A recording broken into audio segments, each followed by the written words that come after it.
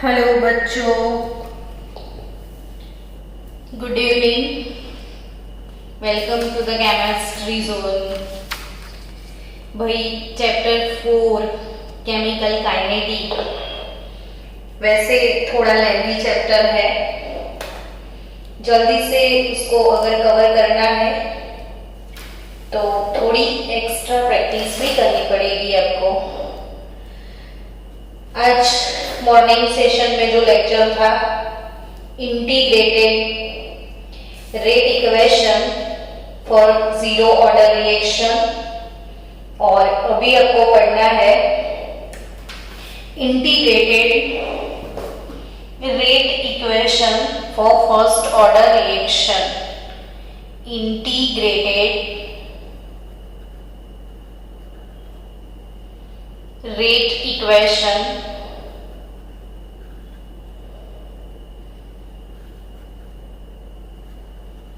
For first order reaction.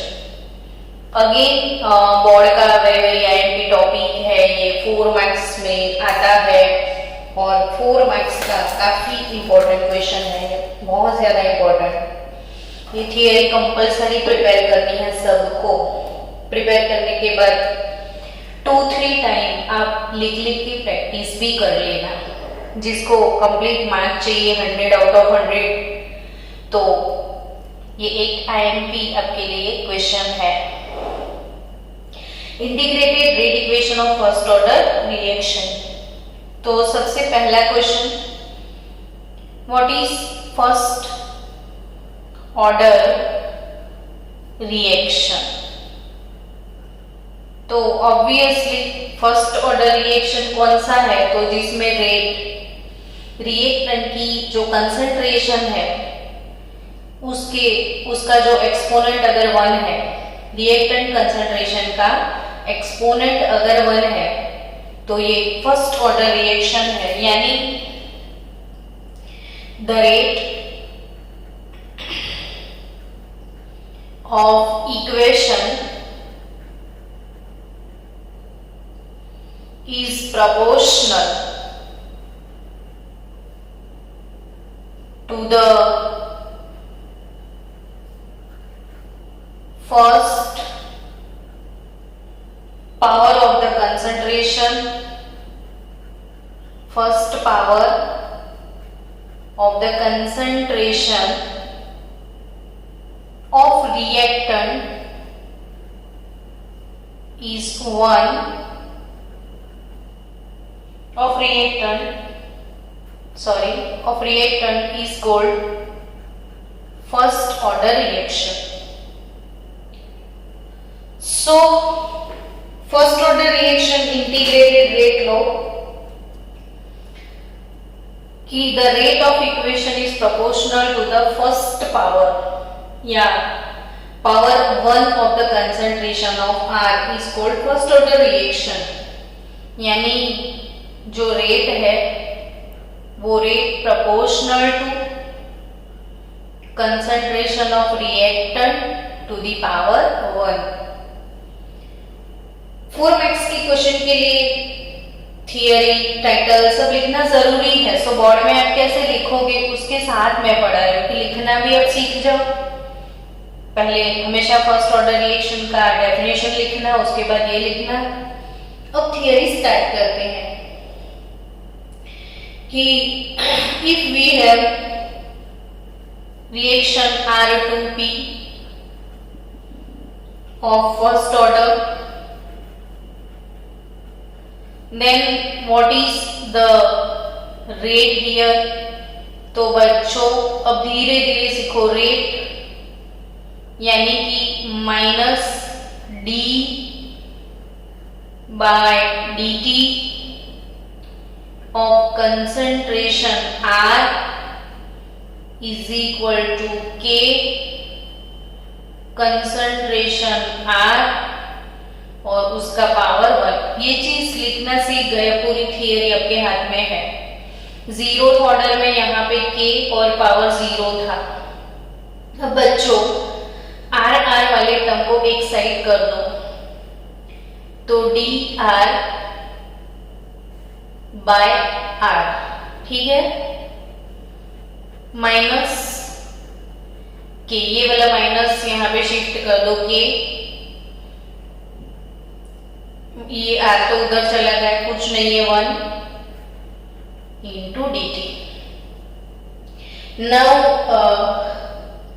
Taking integration both the side, तो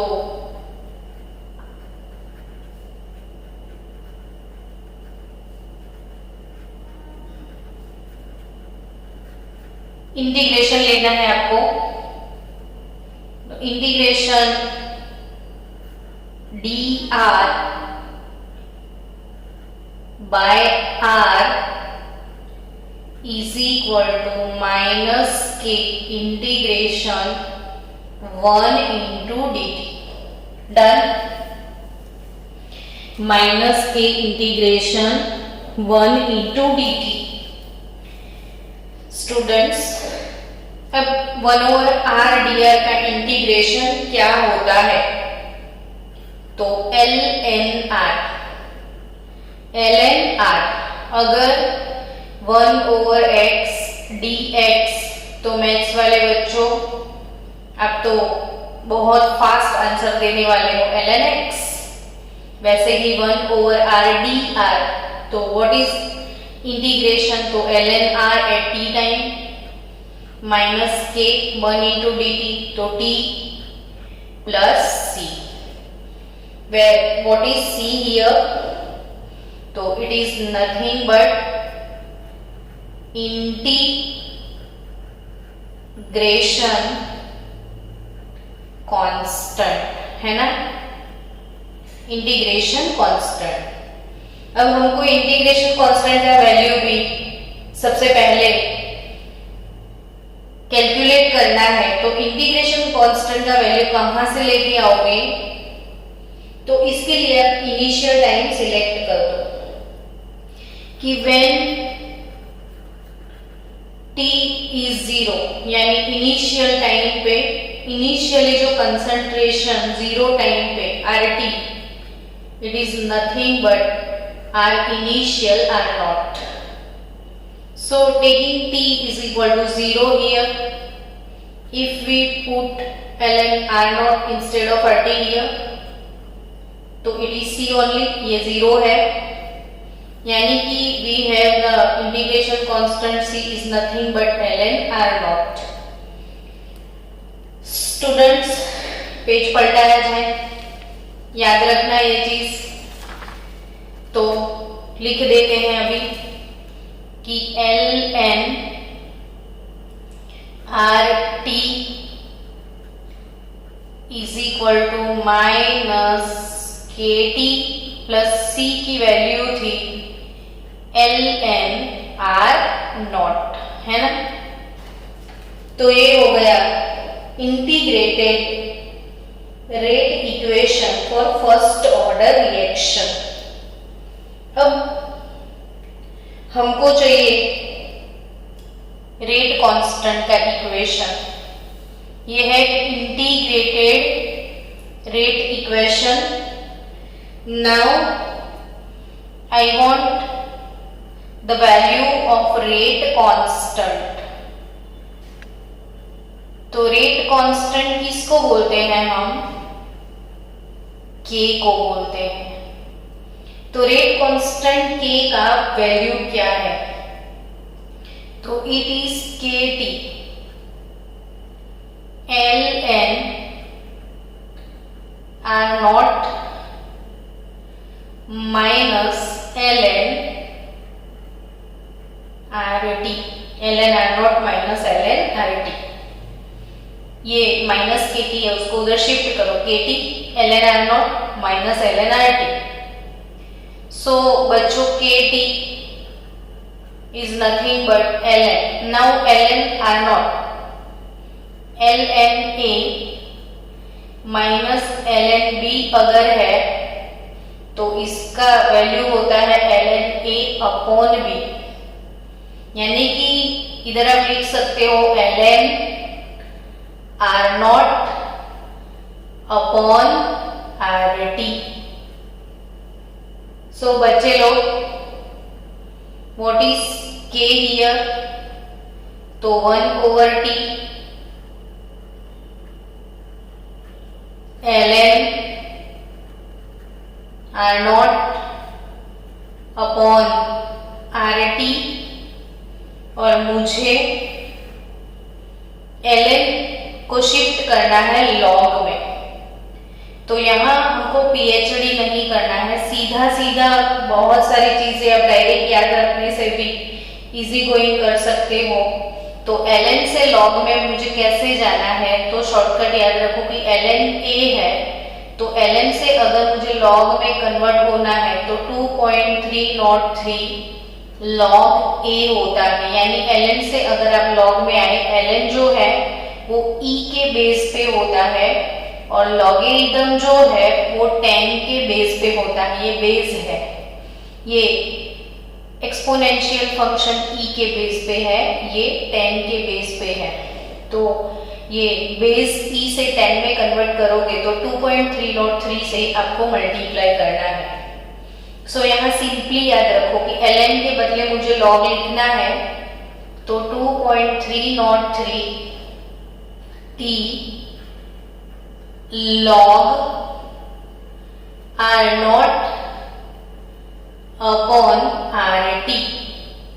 तो it is value of rate constant k for first order reaction. ये आपका की है हर एक सम्स के लिए, कोई भी सम्स इसी की से खुलने वाला है। तो बच्चों इक्वेशन प्लास्टर लगा दो अपनी बॉडी पे, अरे नींद में भी बोलो हमको याद है फर्स्ट ऑर्डर के 2.303 by t log r0 upon rt। तो ये हो गया रेट कांस्टेंट। नाउ हमको और एक टर्म सीखना है, वो है हाफ लाइफ टाइम, और हाफ लाइफ टाइम है t1/2। हाफ लाइफ टाइम क्या है? t1/2 है। तो व्हाट इज t1/2 हियर? तो कि t1/2 मतलब टाइम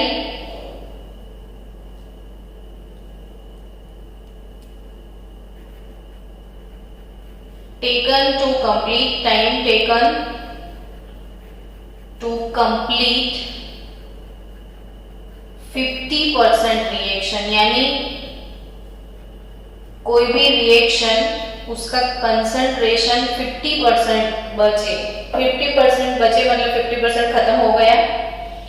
तो इनिशियल कंसंट्रेशन को 50% होने के लिए जो टाइम लगता है उसे हाफ लाइफ टाइम बोलते हैं। मैंने ये सिखाया है 0th ऑर्डर में आपको। तो यानी कि when t become t1/2, then r at t time become r0/2। So rate constant के इक्वेशन में t की जगह मैं t1/2 लिख दूं, तो 2.303 t1/2 2.303 divided by k log r0 upon rt क्या है? तो r0 divided by 2। So t1/2 here 2.303 by k into log r0 upon r0/2। तो r0 कट log 2 हो जाएगा। सो 2.303 by k log 2 is 0.3010, so it is 0.693 by k। तो t1/2 कितना होगा? 0.693 by k है। t1/2 कितना है? 0.693/k। यानी बच्चों डेफिनेटली आप बोल सकते हो यहाँ पे, डेफिनेटली बोल सकते हो आप यहाँ पे कि half life time T1/2 of first order reaction is independent of initial concentration,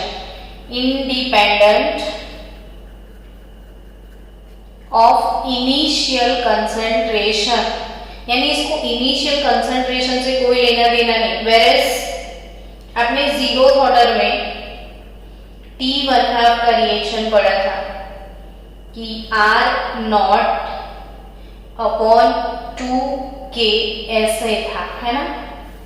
समझ रहे हो बच्चों, इसका कोई वैल्यू है कि T1/2 0th ऑर्डर रिएक्शन जो है इसका T1/2 इनिशियल कंसंट्रेशन पे डिपेंड करता है।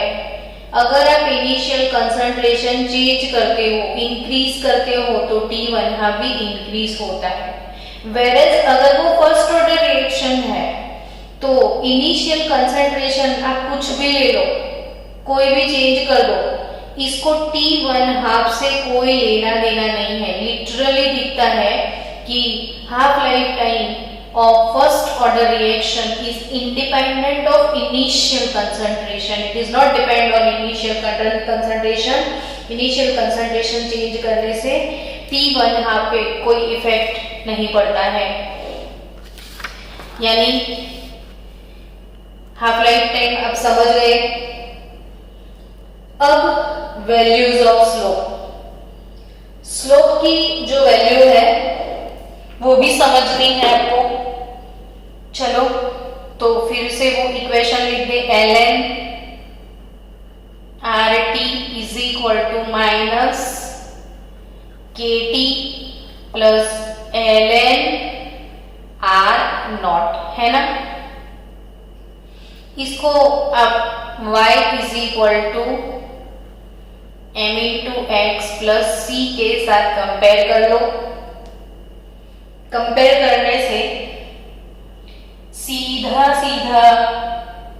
आपको y का वैल्यू दिख रहा है कि ln R0 is nothing but y, यानी ऑब्वियसली y एक्सिस पे आप y का वैल्यू हमेशा लिखते रहते हो ln RT, x एक्सिस पे t है, तो यानी कि फॉर फर्स्ट ऑर्डर हमें ln RT वर्सेस t का प्लॉट लेना है, जबकि फॉर 0th ऑर्डर रिएक्शन हमने RT वर्सेस t का प्लॉट लिया था। ये MCQ में ये चीजें आने वाली, इसीलिए ये थियरी अगर आप पक्के से बाहर करोगे तो ये चीजें आपके लिए कॉमन हो जाएगी। तो RT वर्सेस T का प्लॉट है, initial concentration by the time decrease ही होगा। ये हो गया अपना इंटरसेप्ट वैल्यू। तो इंटरसेप्ट से हमें मिलने वाला है C, it is nothing but ln R0 here, slope will be K here. ये जो स्लोप टेंजेंट यहां से निकाल दो तो slope is nothing but m होता है और m is nothing but minus k, so k it is nothing but negative value of slope. अगर स्टूडेंट आपको ln नहीं लेना है तो ये वाले इक्वेशन को आप कन्वर्ट कर सकते हो लॉग में। तो ln RT तो 2.303 ln के बदले log RT भी मैं लिख सकती हूँ is equal to minus KT plus 2.303 log R0 हो गया। अब 2.303 से पूरे इक्वेशन को डिवाइड करना है। log RT is equal to minus KT upon 2.303 plus 2.303 से पूरे इक्वेशन को मैं डिवाइड कर रही हूं, तो log R0। अब इसको कंपेयर करो y is equal to mx plus c के साथ, तो आप ये प्लॉट भी ड्रॉ कर सकते हो। यहाँ पे ln के बदले आपने log RT लिया, ये हो जाएगा t। Again it is in decreasing order, ये इंटरसेप्ट वैल्यू है जहां से log R0 मिलने वाला है। तो k का वैल्यू कैसे मिलेगा, तो k का वैल्यू स्लोप से मिलेगा। But what is slope here, तो m यानी माइनस, तो स्लोप का वैल्यू है यहाँ पे m, और m is nothing but minus k upon 2.303। तो first order reaction rate constant is nothing but minus of slope into 2.303। k is nothing but minus of slope into 2.303। Done. तो ये graph हो गए। अब एक और एक एक्स्ट्रा चीज मुझे सिखानी है, वो है एक्सपोनेंशियल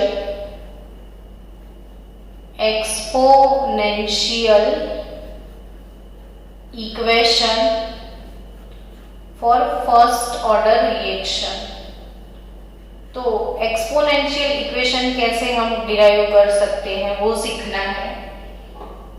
तो कभी एक्सपोनेंशियल फॉर्म आए, आपको फिर ऐसा ना लगे कि ये देखा नहीं है, तो ln RT is equal to minus KT plus ln R0। So minus KT अगर आप इधर लेते हो तो ln RT minus ln R0 होगा, यस और नॉट। KT ऐसे कैसे रखो, इसको मैंने इधर शिफ्ट कर दिया। सो बच्चा लोग माइनस KT क्या होगा, तो ln RT बाय R0 है ना, ln A minus ln B, तो ln RT upon R0। So guys RT upon R0 is equal to e raise to minus KT is equal to e raised to minus KT. So RT is equal to R0 e raised to minus KT. RT is equal to R0 into e raised to minus KT is exponential rate equation for first order reaction. So obviously first order reaction ये पूरा theory आपका complete हो चुका है। Students now थोड़े बहुत example जो कि फर्स्ट ऑर्डर रिएक्शन है तो वो याद रखना और इसके सम्स हम सॉल्व करेंगे। अब कि first order reaction give the examples of first order reaction. तो ऐसे कौन से वेल नोन एग्जाम्पल है जो कि फर्स्ट ऑर्डर के हैं, तो hydrogenation of ethene, hydrogenation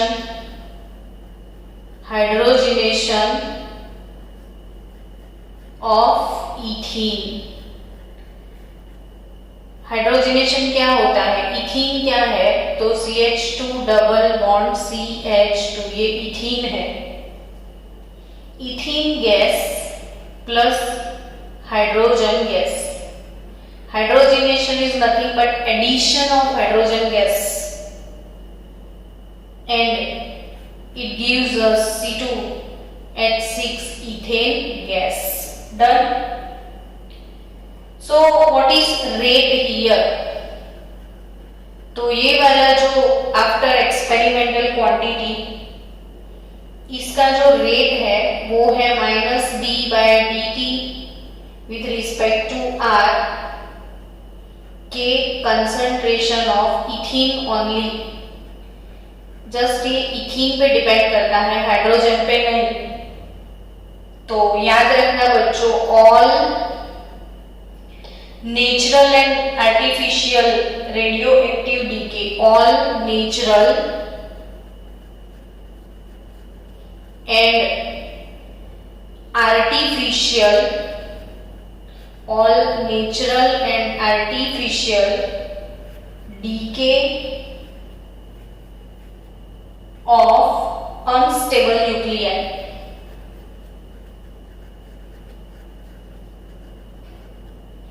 DK of unstable nuclei, यानी समझो बच्चों कि यूरेनियम है, तो यूरेनियम एक रेडियो एक्टिव एलिमेंट है और रेडियो एक्टिव एलिमेंट वो होता है जिसका न्यूक्लियस अनस्टेबल होता है। तो इसकी वजह से उनके अंदर से अल्फा बीटा गामा रेस बाहर निकल जाते हैं, तो ये इसका डीके हो जाता है, मतलब ये डिस्ट्रॉय। ये चीजें जो है आपको फिजिक्स में 4th सेम में होगा ये चैप्टर, और यही फर्स्ट ऑर्डर के रिएक्शन और सम्स आपने किए होंगे। तो all artificial and natural radio active DK of unstable nuclei take place by first order reaction। तो फर्स्ट ऑर्डर काइनेटिक से ये रिएक्शन होते हैं। हाइड्रोजनेशन ऑफ इथीन आपको एग्जाम में पूछ ले तो अब तो यही सोचो कि ये एक रिएक्टेंट, ये दूसरा रिएक्टेंट, तो ऑब्वियसली ये सेकेंड ऑर्डर होगा, लेकिन नहीं, ये फर्स्ट ऑर्डर रिएक्शन है। और decay of all radioactive element is also a first order reaction. Then बहुत सारे ऐसे तो एग्जाम्पल है कि जो फर्स्ट ऑर्डर रिएक्शन है, जैसे C12H22O11, बट थोड़े बहुत जो है हम जानते हैं और पूछते हैं एग्जाम में, तो हमको MCQ में प्रॉब्लम ना हो इसलिए मैं बता रही हूँ कि sucrose, hydrolysis of sucrose. Sucrose में अगर मैंने पानी डाल दिया तो ड्यू टू वाटर इससे प्रोड्यूस होगा, सुक्रोज से प्रोड्यूस होगा glucose and fructose, C6H12O6 plus C6H12O6, glucose plus fructose. तो glucose plus fructose, it is inversion of sucrose is nothing but first order reaction. Inversion of sucrose is nothing but first order reaction। decay of all nuclei is first order reaction। दिखते दो है लेकिन ये first order है, यहाँ पे दिखते दो है लेकिन ये फर्स्ट ऑर्डर है। तो ये थोड़े बहुत एग्जाम्पल आप याद रखना। अब आपको फर्स्ट ऑर्डर रिएक्शंस जो है उसमें कैसे प्रॉब्लम्स आते हैं वो सॉल्व करने हैं। तो अभी हम प्रॉब्लम सॉल्व करेंगे फॉर फर्स्ट ऑर्डर रिएक्शन।